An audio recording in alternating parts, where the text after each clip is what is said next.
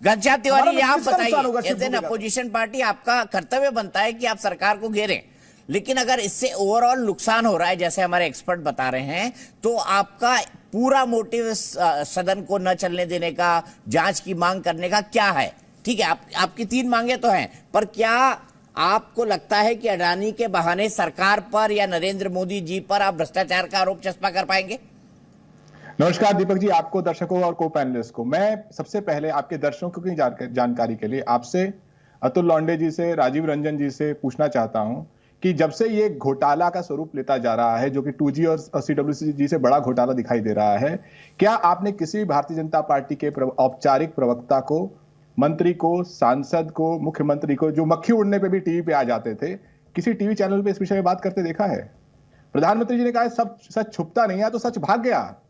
मतलब जो लोग अडानी जी के पीछे खड़े हैं वो भाग रहे हैं। मतलब अडानी जी भागे तो समझ में आता है, ये भारतीय जनता पार्टी के प्रवक्ता क्यों भाग रहे हैं? क्या आपके चैनल ने औपचारिक रूप से भारतीय जनता पार्टी के प्रवक्ता को नहीं बुलाया था? मैं ये सिलसिला देख रहा हूं, आपके दर्शकों को बता रहा हूं कि टीवी चैनलों पर सिर्फ फाइनेंस एक्सपर्ट आ रहे हैं, जो व्यक्तिगत रूप में हर फाइनेंस एक्सपर्ट मानता है कि ये घोटाला है। ठीक है, मैं घनश्याम जी यहाँ साफ कर दूं, हम सभी पॉलिटिकल पार्टी को बुलाते हैं, लेकिन भारतीय जनता पार्टी का यह तर्क है कि ये बाजार का मामला है, सरकार जो है बाजार को रेगुलेट नहीं करती है, भाव बाजार तय करता है, उसके हिसाब से चीजें चलती है, किसी को घबराने की जरूरत नहीं है, रेगुलेटर इसकी जांच कर रहा है। मैं आऊंगा इस पर, मेरे साथ डॉक्टर विवेक बिंद्रा जी जुड़ गए। मुझे बात पूरी करने दीजिए। मैं आपके दर्शकों को बताना चाहता हूं कि भारतीय जनता पार्टी के सारे प्रवक्ता, सांसद, मंत्री टीवी चैनलों की बहस से फरार हैं, क्योंकि ये मित्रकाल की सरकार है। और इसकी सबसे बड़ी जो बात है, सरकार संसद में बहस नहीं चाहती। टीवी के मंचों पे उनके सांसद, मंत्री जो मक्खी उड़ने पे टीवी पे आ जाते थे, कौन सी पिक्चर चल रही है, उसमें कौन सा गाना चल रहा है, उसमें कौन सा रंग है, उस पे टीवी पे आ जाते थे।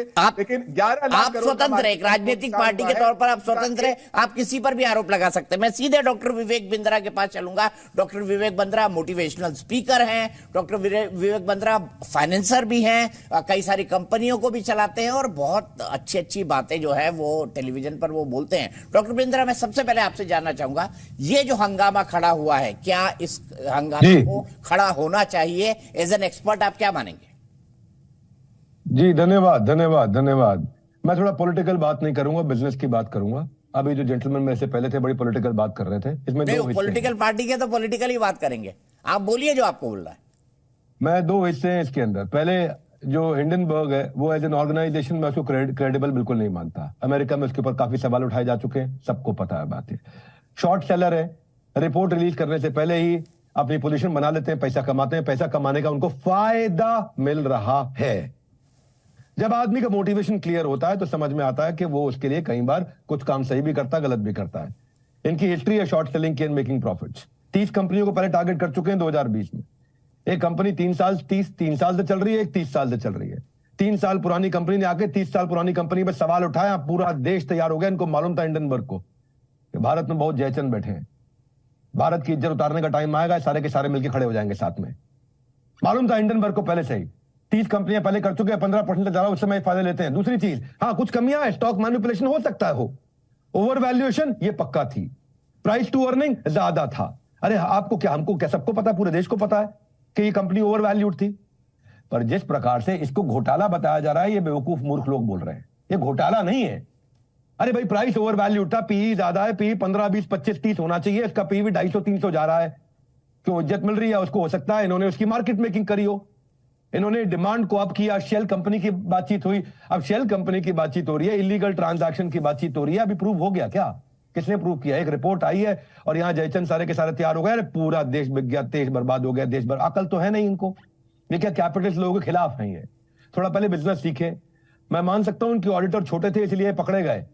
ये जो हिंडनबर्ग है, ये गिद्ध, चील, लोमड़ी और भेड़ियों से भी ज्यादा गिरे हुए हैं। ये पहले असुरों से भी गंदे हैं। ये रावण ने भी मां सीता को हाथ नहीं लगाया था पहले। देखिए ये मैं इस बहस का हिस्सा नहीं हो सकता। अगर कोई ध्यान से 2 मिनट बोलूंगा, इसके बाद नहीं बोलूंगा मैं। घनश्याम तिवारी जी 2 मिनट सुनिएगा। मैं आपको पूरा वक्त दूंगा, राजीव जी मैं आपको पूरा वक्त दूंगा। और घनश्याम जी थोड़ी देर रुक जाइए, विवेक जी को अपनी बात तो कह लेने दीजिए, उसके बाद मैं राजीव रंजन जी के पास भी आऊंगा, आपके पास भी आऊंगा। अभी सुनो पहले आप बात को। और आप जैसे स्काइप पे बोलेंगे ना तो आपकी आवाज कटने लगती है। मैं दोनों को बोल रहा हूं, राजीव भाई को भी बोल रहा हूं और तिवारी भाई को भी बोल रहा हूं कि आप जैसे ही चिल्लाने लगते हैं आपकी आवाज कटने लगती है, आवाज नहीं जाती। विवेक बिंद्रा जी कंक्लूड कीजिए, फिर मैं आगे चलूंगा। दीपक चौरसिया जी, अभी $1.1 बिलियन का इन्होंने प्रीपेड लोन जो प्लेज शेयर्स थे अभी निकाले, Adani port, Adani energy, Adani transmission के, जो 2024 सितंबर में निकालने थे, आज निकाल दिए। आपको समझा देता हूं, इनका रिकरिंग रेवेन्यू का बिजनेस है, बिजनेस चल रहे हैं, ये कागज ऊपर नीचे हुआ है बस। पोर्ट में रिकरिंग रेवेन्यू, पावर में रिकरिंग रेवेन्यू, एयरपोर्ट में रिकरिंग रेवेन्यू, सीमेंट में रिकरिंग रेवेन्यू, माइनिंग में रिकरिंग रेवेन्यू, 5 लाख करोड़ से ऊपर का एसेट वैल्यू है। अरे सब कुछ तो है, ऐसे का ऐसा ही है, थोड़ा एक रिपोर्ट आई, कागज ऊपर नीचे हुआ है। $23 बिलियन का फाइनेंशियल ईयर 2020 में ग्रुप का टर्नओवर था। आपको बता देता हूं 75% का ग्रोथ आया अडानी एंटरप्राइज के रेवेन्यू में, बोल रहा हूं, वैल्यूएशन में नहीं बोल रहा। ये सवाल वैल्यूएशन पे उठा है, मैं रियल बिजनेस की बात कर रहा हूं। पहले थोड़ी जानकारी लीजिए, बहुत जरूरी है भाई लोग। जो राजनीतिक आपकी जो है मजबूरी होगी, लेकिन जानकारी बहुत जरूरी है। आपकी मजबूरी के ऊपर जरा जो जरूरी है वो दे दूं आपको। They are on track to double their profit in 2023। Adani enterprise के लिए बता रहा हूं। LIC का एक्सपोजर 1% से कम है इनके। स्टेट बैंक ऑफ इंडिया ने आके बता दिया, FM ने आके बता दिया, LIC ने आकर के बता दिया। इनको पता था पहले हिंडनबर्ग को कि जयचंद को हम लोग हवा देंगे, यहां जैसे भुट्टा सेकते हुए थोड़ा कोयले को हवा दिया जाता है। अडानी आज अपने प्रीपेड एग्जिस्टिंग डेट को समाप्त कर रहा है। 20,000 करोड़ का FPO पूरी तरह सब्सक्राइब होगा। बोलो ये भी मार्केट मेकिंग है भाई, to save their investors interest. ये आज पैसा इमीडिएटली वापस कर रहे हैं। स्ट्रॉन्ग कैश फ्लो का धंधा है, प्रॉफिट का धंधा है, रियल धंधा है, चल रहा है भाई। मैं कह रहा हूं वैल्यूएशन ज्यादा थी, कोई बात नहीं। आज जो न्यू फिच की रिपोर्ट आई है उसको चेक कर लो। S&P ग्लोबल ने 1-2 कंपनी पे इनकी रेटिंग हल्की आगे पीछे करी है। फिच ग्रुप ने बोल दिया बिल्कुल ठीक है। मूडी ने बोल दिया कोई इंपैक्ट ही नहीं है। मूडी दुनिया की दूसरी सबसे बड़ी ऑर्गेनाइजेशन है जो रेटिंग दे रही है। या मैं और आप रेटिंग देने में लगे, मैं क्यों दे रहे हैं भैया? जब ग्लोबल एजेंसी रेटिंग दे रही है, कह रही कोई दिक्कत नहीं है, कोई चेंज नहीं कर रहे हैं। आपको समझा देता हूं 2 बातें, आप दीपक चौरसिया जी पकड़ लीजिएगा। पहले, अर्निंग अगर इंडस्ट्री स्टैंडर्ड से बेटर है, ये मूडी ने बोला है। इनका कर्जा इंडस्ट्री स्टैंडर्ड से नीचे है, ये मूडीज ने बोला है, मैं नहीं बोल रहा। हाँ, SBI LIC बोल चुके टोटल कर्जा इनका 1,60,000 करोड़ का है, जिसमें इंडिया से केवल 60,000 करोड़ है, 1,10,000 करोड़ बाहर से है। इंडियन बैंक कौन से डूब रहे हैं भैया? कोई नहीं डूब रहे। जब तक तुमको जानकारी नहीं है भैया, जो जरूरी और मजबूरी का अंतर समझ लो। 50% इन्होंने डाउन कर दिया है। किसके? SBI के सैंक्शन लोन को। SBI ने बोला कर्जा ले लो, उन्होंने लिया नहीं, उन्होंने विदेश से लिया। SBI कहां से डूब जाएगा? जितनी लैंडिंग अडानी ग्रुप की सारी सेफ है फाइनेंशियल पैरामीटर्स के हिसाब से, RBI के फ्रेमवर्क पे। RBI ने अभी स्टेटमेंट दे दिया है। होम लोन जब लेते हो ना आप, देखो भाई बहुत पैसा कमाते हैं चौरसिया जी, आप बहुत पॉपुलर हो चुके हैं देश दुनिया में।